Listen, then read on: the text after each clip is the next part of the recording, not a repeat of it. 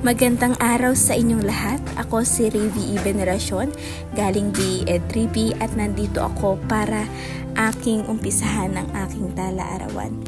Sa aking tala-arawan, sa bawat hakbang ng aking paglalakbay bilang mag-aaral na nagnanais maging guro, dala ko ang pangarap na magbigay inspirasyon at kaalaman sa kabataan.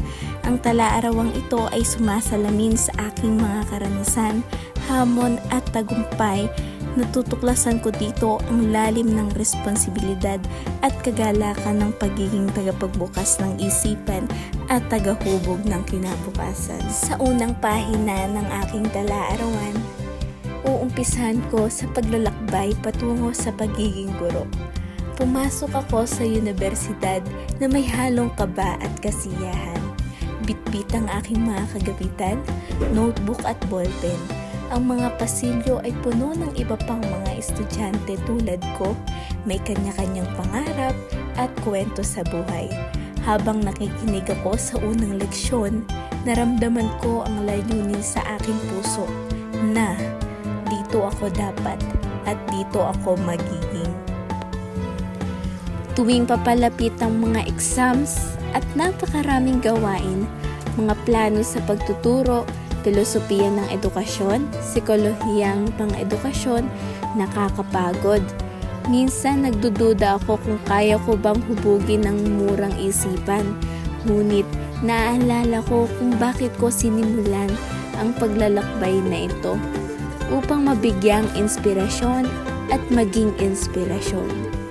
Inaalala ko na ang bawat mahusay na guro ay minsan ding dumaan sa parehong pagdududa at takot.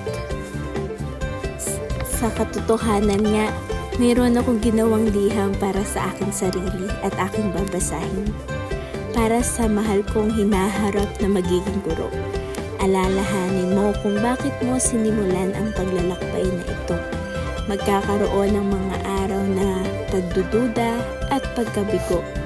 Ngunit mayroon ding mga sandali ng dalisay na kagalakan at katuparan. Hawakan mo ang mga ngiti ng iyong mga estudyante, ang pasasalamat sa kanilang mga mata, at ang pagbabago na iyong ginawa sa kanilang buhay. Ang pagtuturo ay hindi isang madaling landas, ngunit ito ay isa sa pinakamasarap. Hindi ka lamang magbabahagi ng kaalaman, ikaw ang humuhubog ng kinabukasan.